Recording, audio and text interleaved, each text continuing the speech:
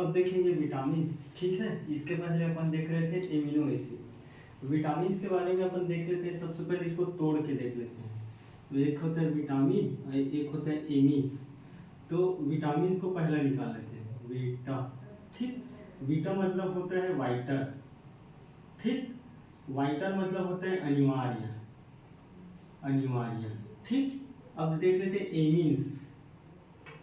Amiss, amiss मतलब होता है कि बेसिकली केमिकल नेचर कंपाउंड। ठीक, केमिकल नेचर कंपाउंड, कंपाउंड जिसको बोलते हैं रासायनिक,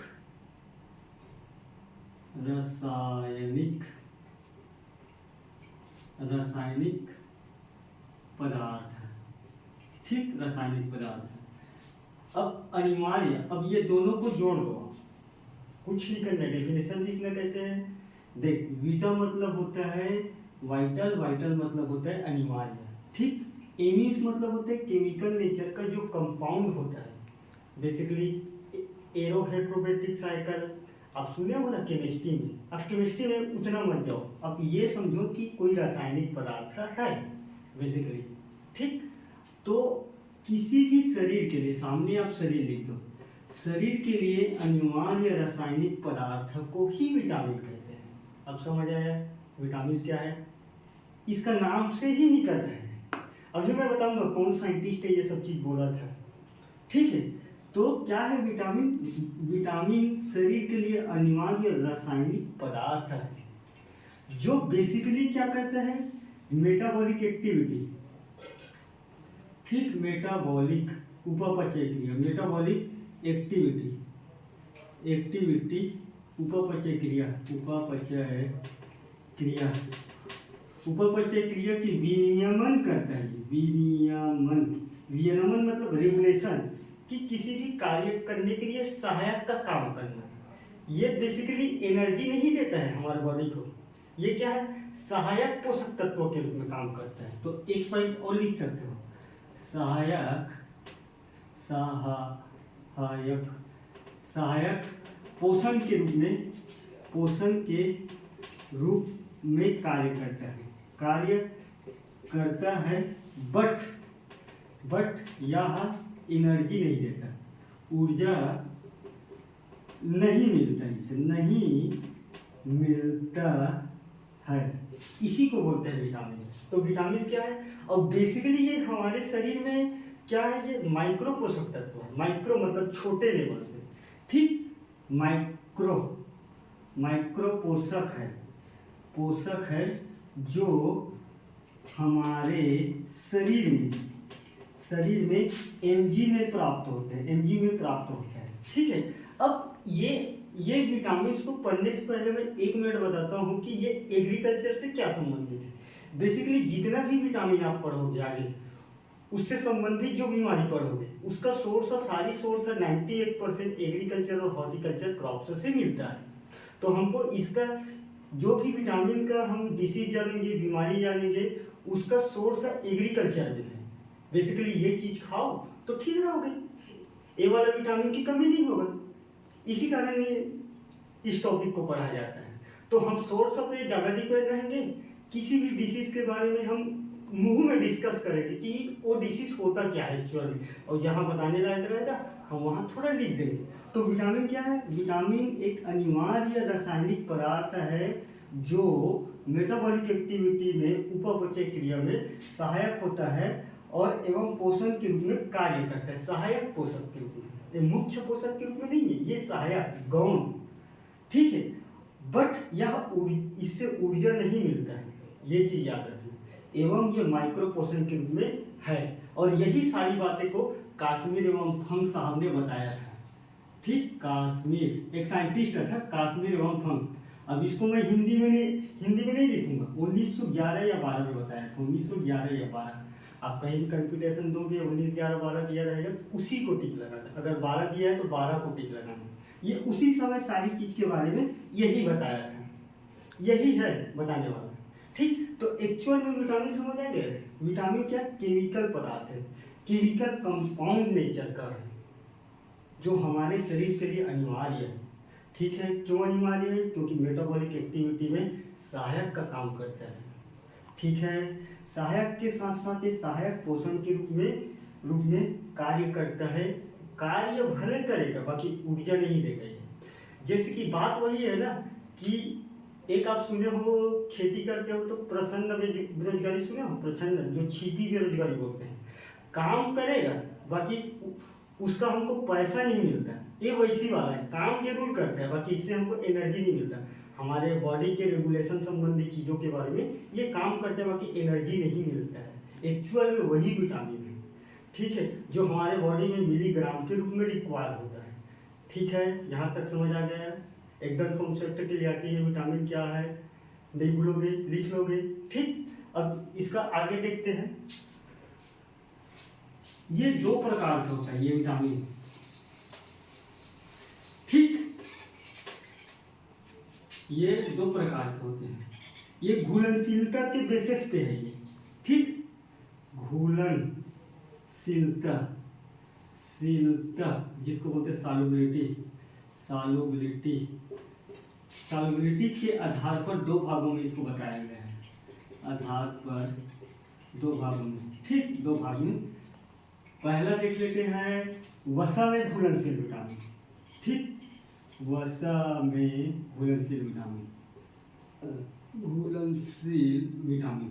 ठीक, विटामिन ये मैं ऐसे लिखूंगा, विटामिन पूरा नहीं लिखूंगा, आप पूरा लिखिए। A, D, E, K 4 ऐसा विटामिन है जो घुला में विलयनशील है।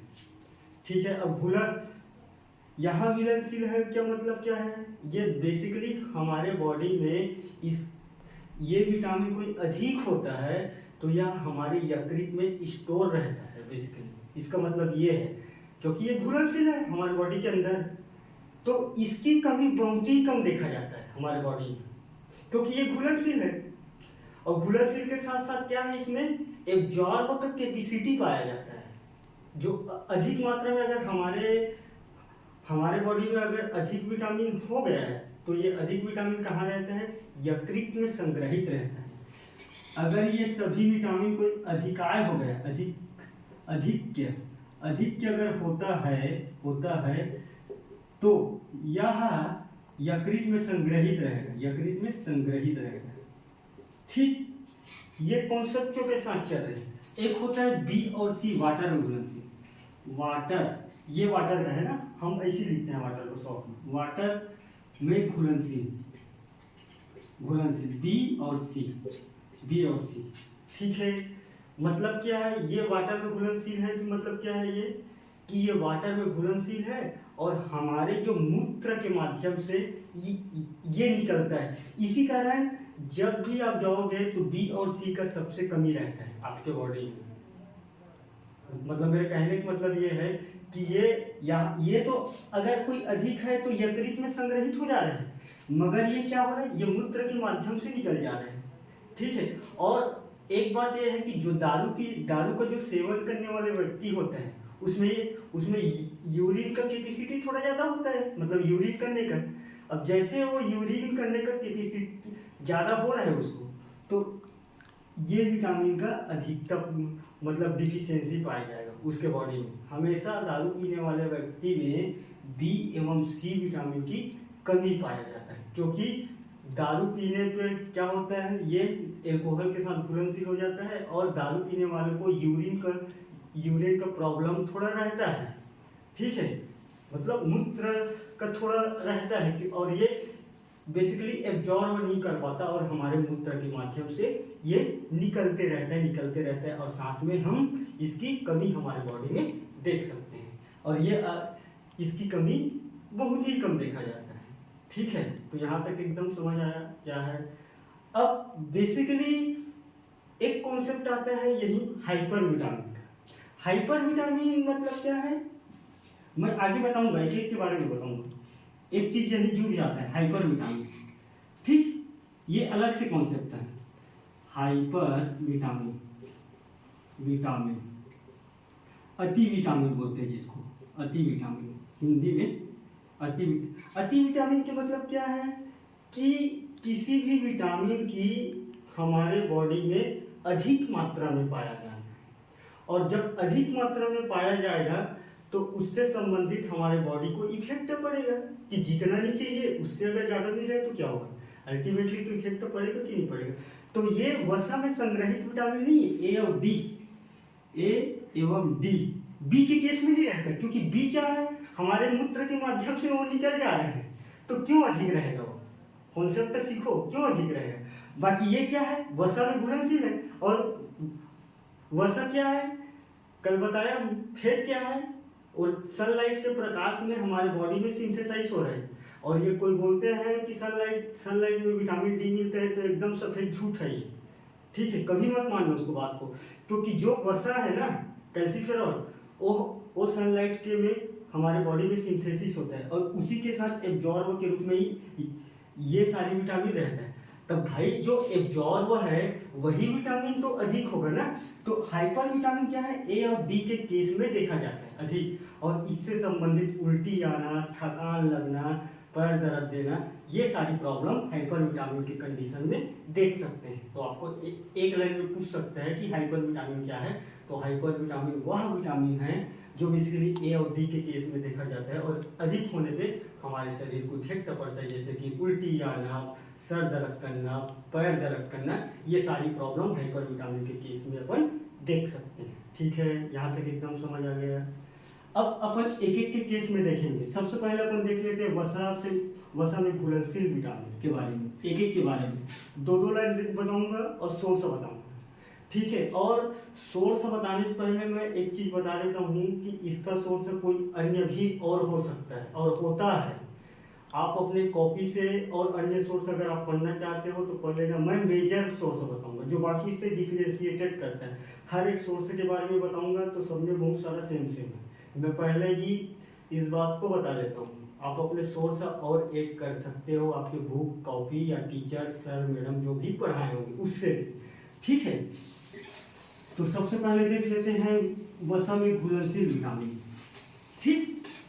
वसा में घुलनशील विटामिन में पहला है, यहाँ लिखो फैट सॉल्युबल, वसा में घुलनशील, वसा में घुलनशील।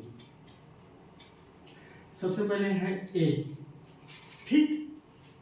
विटामिन ए है कि नहीं, इसका नाम है रेटिनॉल, रेटिनॉल, ठीक। इंग्लिश में लिख देता हूँ रेटिनॉल, इसका केमिकल नेम रेटिनॉल है। तो ये बेसिकली हमारे, इसका कार्य क्या है, हमारे दृष्टि को स्वास्थ्य बनाए रखना। इसका सबसे मेन काम क्या है, हमारे आंखों के रोशनी से संबंधित को चीजों को, दृष्टि को स्वस्थ एवं सुगमता बनाए रखना, इसका कार्य रेटिनॉल, ठीक। विटामिन ए का कार्य है दृष्टि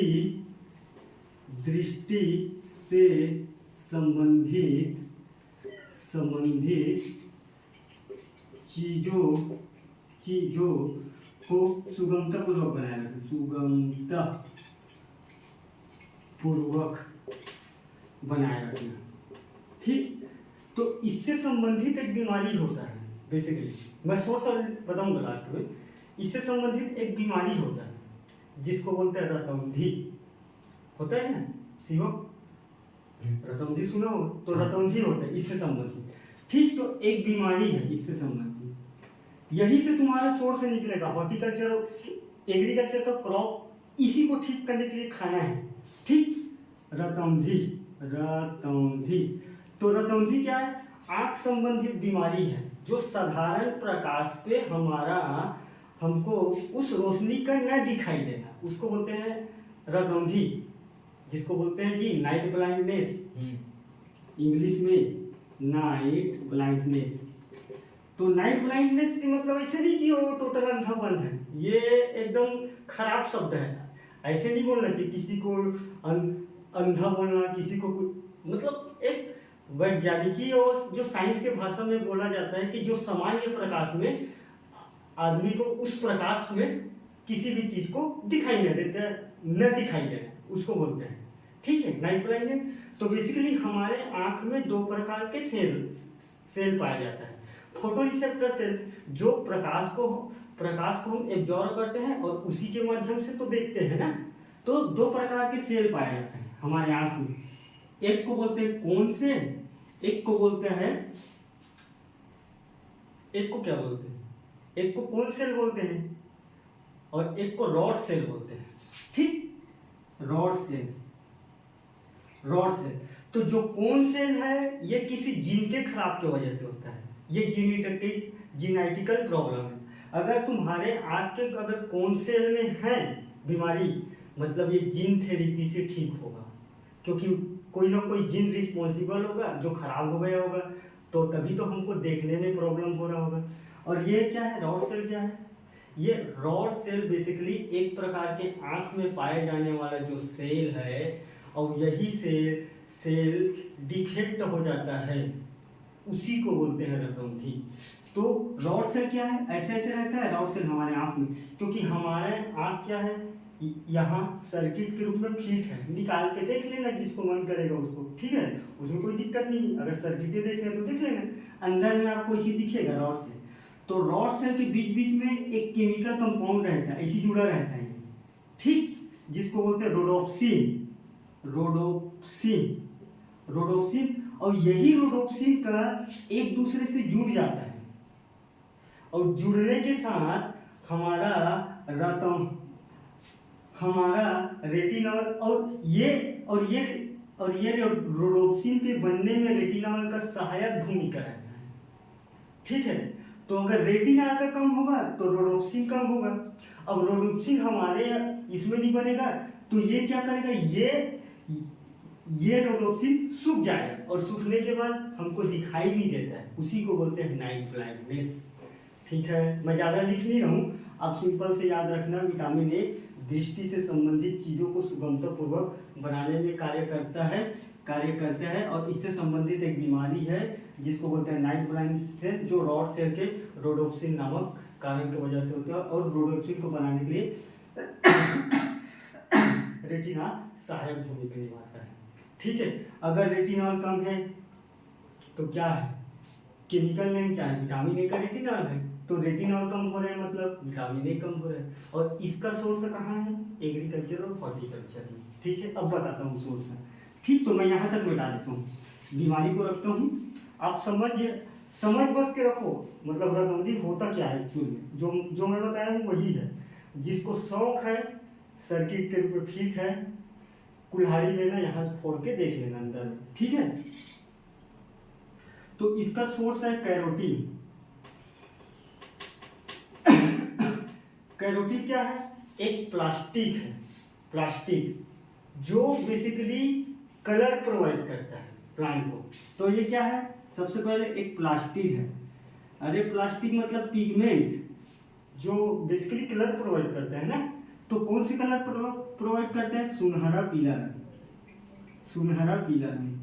अब जो में पीला रंग पाया जाता है, जो भी फ्रूट क्रॉप्स, ये सारी चीज में रेटिनॉल पाया जाएगा। और यही जो कैरोटीन है ना, हमारे आँख में ह्यूमन में यही कैरोटीन क्या करता है, रेटिनॉल में चेंज होता है, यही कैरोटीन रेटिनॉल में चेंज होता है, रेटिनॉल। ठीक, तो कैरोटीन क्या है, एक प्लास्टिक है जो सुनहरा पीला रंग प्रोवाइड करता है, जैसे कि गाजर में होता है, जैसे कि गाजर, पपीता, आम में होता है, आम में। अब आप बोलोगे सर पपीता में तो मतलब कैरिका जेंथिन की वजह से होता है, वो बात की बात है, कैरिका जेंथिन की वजह से भी पीला रंग होता है, मगर यहाँ कैरोटीन की भी वजह से होता है, ये दोनों वजह से होता है, ऐसी है। ठीक है, दूध भी है इसका। ठीक, तो ये सारी चीज का अगर आप सेवन करोगे तो आप रेटिनॉल रतौंधी संबंधित बीमारी से आप बच सकते हो। ठीक है, यहाँ तक एकदम समझ आया, कोई दिक्कत नहीं, आगे बढ़ो, लिख लोगे। ठीक, अब अपन देखेंगे विटामिन कौन सा बताया था, वसा में फेट वाला में दूसरा विटामिन डी, हाँ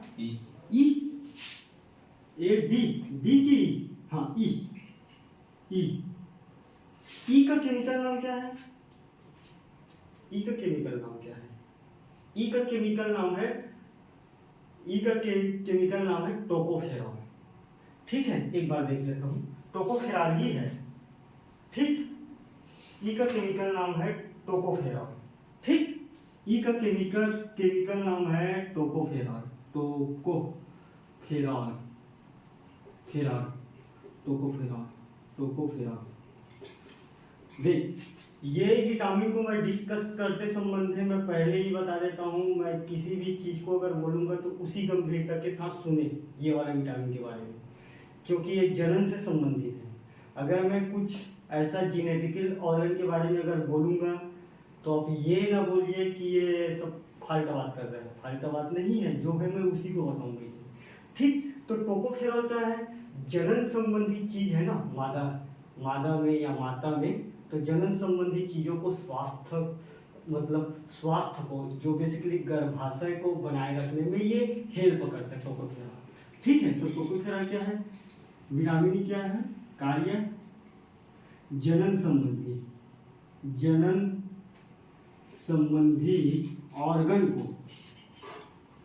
ऑर्गन को स्वस्थ बनाए रखते हैं, स्वस्थ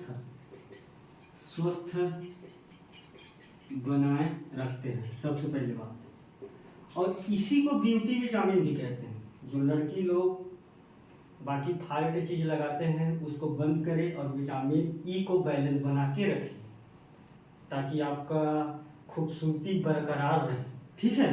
तो ये एक कार्य और लिख देता हूँ, इसको ब्यूटी विटामिन भी कहते हैं। आप लोग भी खुश रहो, ब्यूटी, ठीक, ब्यूटी विटामिन, ये आपकी सुंदरता का राज यही है बेसिकली साइंस में। अगर आप क्रीम पाउडर लगाते हो तो वो बात की बात है। तो हमारे जो टोकोफेरॉल है ना, ये जनन संबंधी जो योनि पाया जाता है, योनि बेसिकली मादा में तो मतलब रहता है, गर्भाशय से संबंधित, तो गर्भाशय से संबंधित जो एस्ट्रोजन हार्मोन के निर्माण में ये विटामिन ई सहायक है, ठीक है। और मेल में जो स्पर्म बनता है, स्पर्म मेल में बनता है, और मादा में क्या बनता है? एस्ट्रोजन बनता है, और दोनों का फॉलिकल ट्यूब में निषेचन होता है। तो निषेचन के बाद कहाँ जाता है? गर्भाशय में जाता है बच्चा बनने के लिए। तो उसी से संबंधित है ये बेसिकली। तो अगर किसी को फर्टिलाइजर संबंधी अगर मान लो प्रॉब्लम है तो आप विटामिन ए को मेंटेन करके रखें। किसी को ब्यूटी से संबंधित भी है तो इसी को रखिए, ठीक है, इधर उधर ना करें। तो मैं उस बात को लिखता नहीं हूँ, मगर ये एक्चुअल में है ये, ठीक है। और ये बीमारी इसी कारण होता है बेसिकली क्योंकि इसका सोर्स बहुत कम है, इसी कारण इस तरीके से प्रॉब्लम देखा जाता है, ठीक है। तो जो भी जनन संबंधी आपके जो ऑर्गन हैं, जनन संबंधी जो टेस्टोजन और ये सब ऑर्गन हैं, बेसिकली मैं नाम लेना नहीं चाहता, तो सारी चीज़ का खेल इसी से है, और आपकी सुंदरता का खेल भी इसी का है। और इसका सोर्स है वीट ग्रास के जूस, सोर्स है वीट ग्रास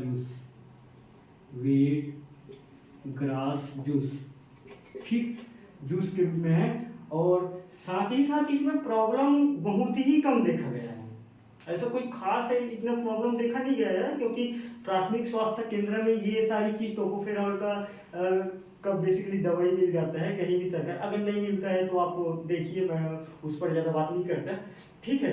तो जनन संबंधी और साथ ही साथ यह त्वचा को स्वस्थ बनाए रखने में भी एक कार्य करता है, त्वचा को स्वस्थ बनाए रखने में। एक और है यार, इसका सोर्स है वीट ग्रास का जूस है, सोयाबीन है, बादाम है,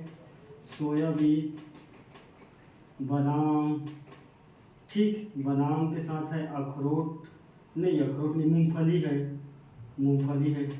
मूंगफली, ठीक। तो आप बेसिकली क्रीम पाउडर ना लगाएं, ये सारी चीज़ का यूज करें, आपकी खूबसूरती का राज इसी से छुपा है बेसिकली।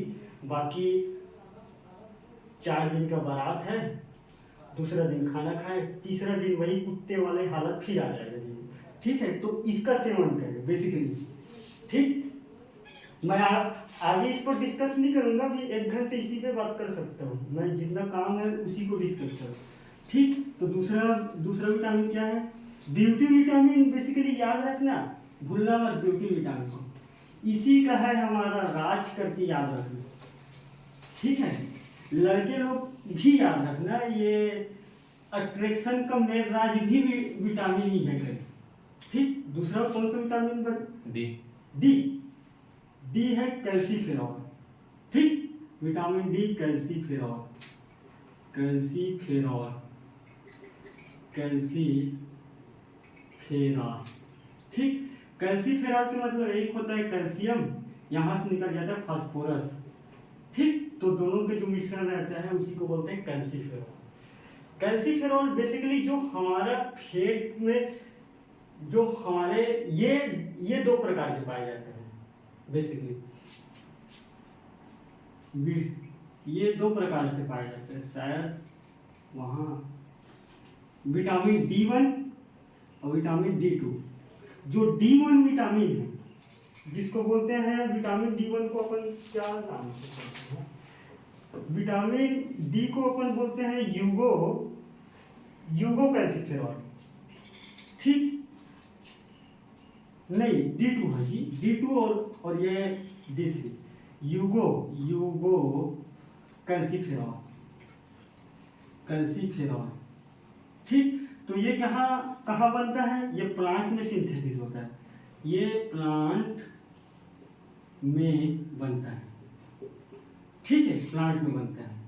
और बेसिकली D3, हाँ D3 में मत जाओ, बस आप नाम याद रखो कैल्सीफेरॉल, और ये ठीक है। और ये उपापचय संबंधित है, ये दोनों उपापचय से संबंधित है, उपापचय से संबंधित है, साथ ही साथ यह हड्डी प्लस दांत को सुगमता बनाए रखने में भी इसका सहायक कार्य है, ठीक है। तो आप दूसरा लिख लेना, दांत एवं हड्डी की मजबूती में सहायक भूमिका निभाता है कौन? विटामिन डी, ठीक है। तो विटामिन डी क्या है, और ये इसका सोर्स क्या है? प्रकाश के, सॉरी मैं बताऊंगा, यहाँ तक आप समझ। आप हंसते हो, आपका दांत मजबूत रखना है, बेसिकली पतंजलि का घिसना नहीं है, ये चीज़ को मेंटेन करना है, और खाने के माध्यम से आप करना है इसको, मैं सोर्स बता देता हूँ, ठीक है। तो बेसिकली यही है कैल्सीफेरॉल, ठीक है। कैल्सीफेरॉल समझ गए, इसको याद रखना, दांत एवं हड्डी की मजबूती में भी सहायक भूमिका का कार्य करता है। और ये क्या करता है? बेसिकली जो इसका सोर्स है सनलाइट, जो सनलाइट से आने वाला जो रेस है, ये रेस हमारे बॉडी में विटामिन डी का सिंथेसिस करता है, क्योंकि हमारे अंदर फेट है, और यही फेट विटामिन डी का अंदर में सिंथेसिस करता है। और ये चीज़ मैं इससे पहले बताया हूँ, आप मेरे वीडियो को पीछे जाके देखिए, मैं डबल नहीं बोलूँगा, ठीक है। और इससे संबंधित एक बीमारी है जिसको बोला जाता है रिकेट्स, सूखा रोग, ठीक। इससे संबंधित एक बीमारी है जो बेसिकली रिकेट्स, सूखा रोग, ठीक। तो सूखा रोग का मतलब क्या है? ये सूखा रोग मतलब क्या है? जो कैल्शियम है हमारे हड्डी में कम हो जाता है। ये मान लिया ये हमारे हड्डी है, और ये अगर मांसपेशी है, तो हमारे हड्डी में क्या है? कैल्शियम का अगर कमी है, तो ये कैल्शियम की पूर्ति के लिए क्या करेगा? मांसपेशियों से कैल्शियम का खिंचाव करेगा, और जो कैल्शियम का जो मांसपेशियों से खिंचाव करेगा, तो ये मांसपेशियों में कैल्शियम का कमी आ जाएगा, और इसमें थोड़ा बहुत बढ़ेगा, उतना नहीं बढ़ेगा जितना हम चाह रहे हैं, और ये अल्टीमेटली ये मांसपेशियाँ सूखेगा। इसी कारण इसको रिकेट्स बोलते हैं। बात समझ में आया? रिकेट्स क्या है? ये हड्डी से संबंधित है, और हड्डी से कैसे संबंधित है? मांसपेशियों से कैल्शियम की मात्रा कमी हो जाता है, और जो मांसपेशियाँ हमारा सूखने की स्थिति में चले जाते हैं, इसी कारण इसको सूखा रोग भी बोलते हैं। इसको हिंदी में सूखा रोग, इंग्लिश में रिकेट्स कहते हैं, ठीक है। और इसका सोर्स क्या है? सनलाइट से आने वाला रेस, जो बेसिकली हमारे बॉडी में विटामिन डी का संश्लेषण करते हैं। और आपसे मैं विनम्र निवेदन कर रहा हूँ कि आप 10 प्रकार का लोशन न लगाएं, चाहे लड़के हो चाहे लड़की हो। आप अगर लोशन लगाओगे तो लोशन से ही अप परिवर्तित हो जाएगा किरण, तो तुम्हारे बॉडी में सर्रेस नहीं मिलेगा। हाँ, मैं मानता हूँ थोड़ा बहुत आप लगाओ, बाकी इतना ही ना लगाओ कि विटामिन डी का सिंथेसिस ना हो। अगर विटामिन डी का अगर कमी होगा तो तुम क्या चल नहीं पाओगे, क्योंकि तुम्हारा हड्डी कमजोर है। तो मेरी लड़की और लड़का से यही भावनाएं और उम्मीद है कि कृपया क्रीम लोशन के चक्कर में न रहें और पाउडर के और ये सारी के चक्कर में न रहें। हमको विटामिन डी चाहिए और विटामिन डी के लिए सनलाइट का आना बहुत ज़रूरी है। ठीक है, तो यहाँ तक समझ गए, इसका सोर्स अभी समझ गए। अब इससे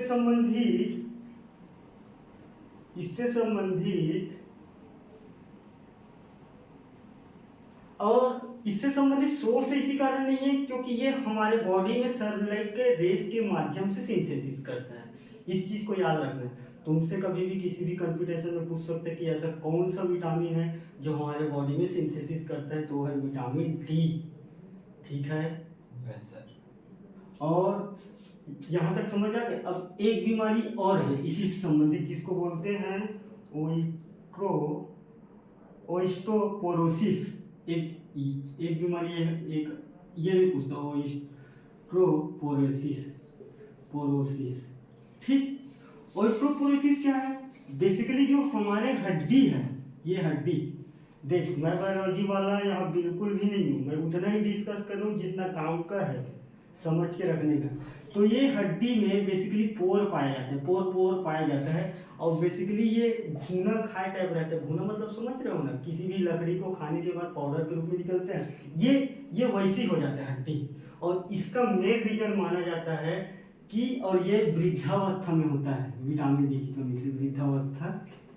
ठीक है, और साथ ही साथ मेल सेक्स ऑर्गन जो बनता है ना, एंड्रोजन मेल सेक्स हार्मोन है, तो उसके कमी की वजह से भी ये होता है बेसिकली। ठीक है, तो बात समझ आ गया। 2 डिसीज का किसी एक का नाम याद रखो और अपना काम चलाओ और सोर्स में लिखो सनलाइट। और आप विनम्र विनती है क्रीम लोशन के चक्कर में न रहे। विटामिन डी का कमी होगा तो ये सारी प्रॉब्लम आपको आ सकता है। ठीक है, बात समझ में आया? Yes sir. एक जाएंगे अपन, कौन सा विटामिन छूट गया? के। विटामिन के है फाइलोक्यून्स।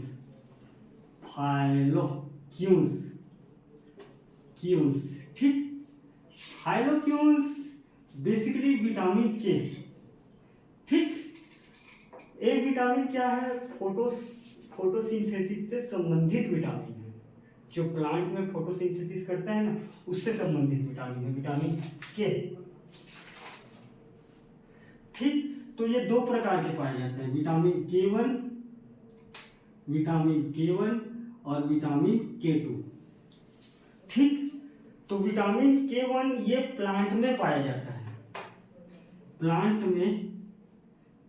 में पाया जाता है, जिसको बोलते हैं मेलाक्यूनास।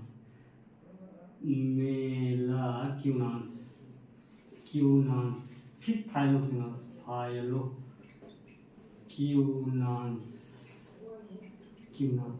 ठीक है, फाइलोक्यूनास और यह है मेलाक्यूनास। ठीक है, तो मेलाक्यूनास क्या है? प्लांट में यही वाला विटामिन पाया जाता है हमारे एग्रीकल्चर में, इस पे नहीं जाना है। और ये क्या करते हैं? फोटोसिंथेसिस संबंधी चीज़ों में हेल्प करते हैं। इसका कार्य क्या है? फोटोसिंथेसिस में हेल्प करते हैं। फोटोसिंथेसिस, प्रकाश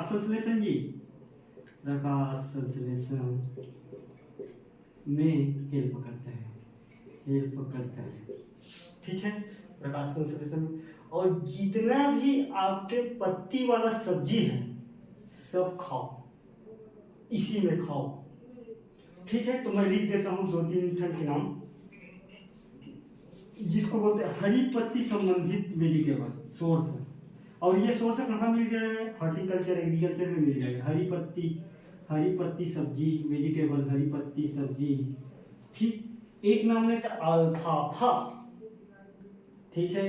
इंग्लिश में लिखा रहता है अल्फा, अल्फा लिखा रहता है, अल्फा अल्फा, और इसको पढ़ते क्या है अल्फाफा, ठीक, अल्फाफा, अल्फाफा करके। तो ये इसका मेजर सोर्स है, ये है अल्फाफा। ये एक प्लांट है या कोई सब्जी वाली है। अल्फाफा सर किसको बोलते हैं, कौन से भाजी को बोलते हैं अल्फाफा, ये उसी से संबंधित है, ठीक है।